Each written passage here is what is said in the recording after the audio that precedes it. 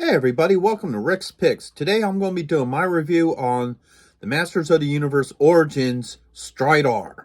So let's get at it and see what he's all about. And the Masters of the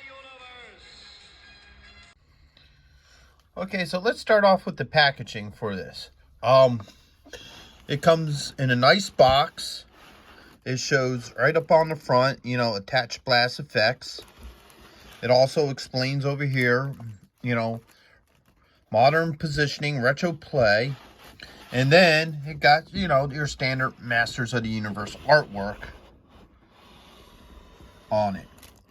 Which, once again, it's pretty, but I kind of have a couple issues with this one. I mean, and these are just personal things with me. One, I would have liked to have seen Fisto on Stridor because of the factor it was always unofficial that Stridor is Fisto's horse. And up here in the corner, you can see Sunman. And the problem I have with that picture is I would have liked to have seen a good picture of him, not shaded out. I don't know why they decided to shade him out like that, but for some reason they did. And I'm not too hip with that. I would have liked to have seen a good picture of him, So that's the front of the box. When you go to the back, you have, once again, another nice piece of art with Zor, He-Man riding Stridor, and also Castle Grayskull. It gives you a lineup of what figures were coming out at that time. And it shows some of the play feature. Now, also, the other nice thing, too, is they got nice art on either side of the box. Alright, so now that we looked the box over, let's see what the figure's about. Okay, so now let's look the figure over. For one, nicely detailed, has the classic look to it.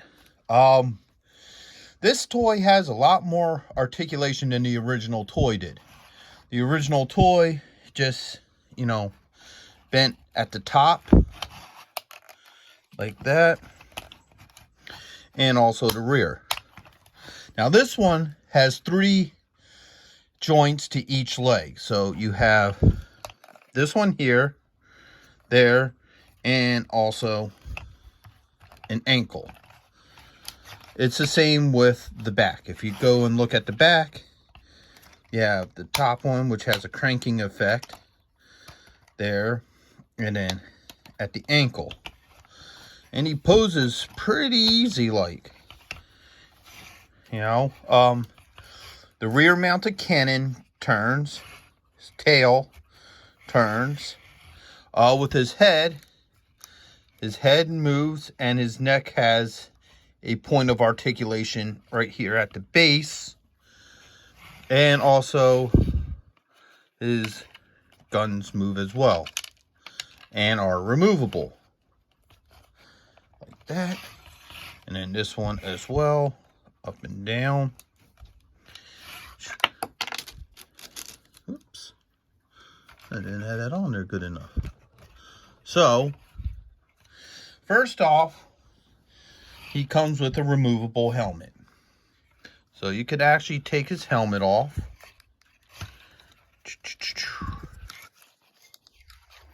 There it goes. And he also comes with a battle helmet. So you can also put on his battle helmet like that. And now you can ride him into combat. The other nice thing is he comes with a bridle and, reins. So when you have somebody riding on, like let's get He-Man out here. You can actually put him, there we go, inside, just like that. And you can hook these onto his hands, one there. It also has this piece here, if you look at that. So if you have an open hand, it just fits around the open hand.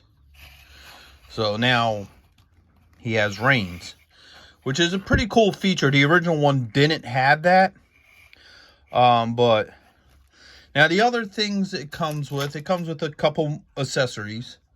It comes with these blast beams. And they just slide right on. So you could have it in the front. It also works with the rear turret. And then you can also put it on the other side. Move his head out of the way. And now you could do a blast effect with them. I'm not a big fan of these. And the reason is the way how they hook over the barrels.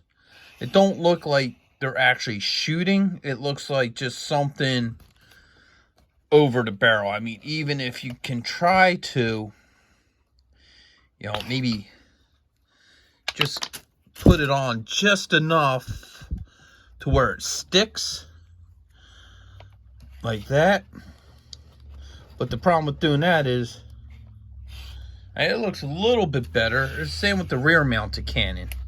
I guess you could try to do it to where it just covers the head of the cannon.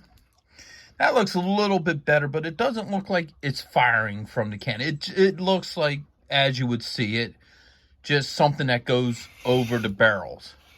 So that's kind of the one thing I didn't like about this particular figure. But everything else is great. It has the old school stickers, both front. Let's get He-Man out of here. Pew.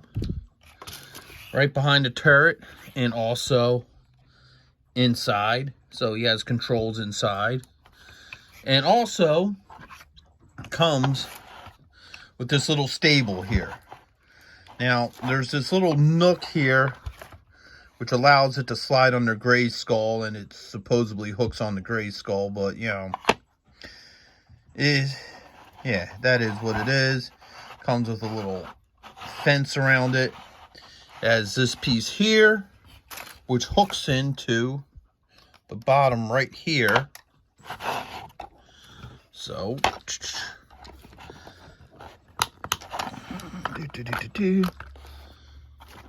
and you can have them kind of in a,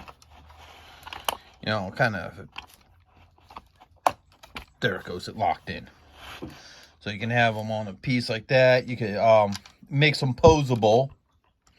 So, you can have like maybe one leg up like this, the other one down like that.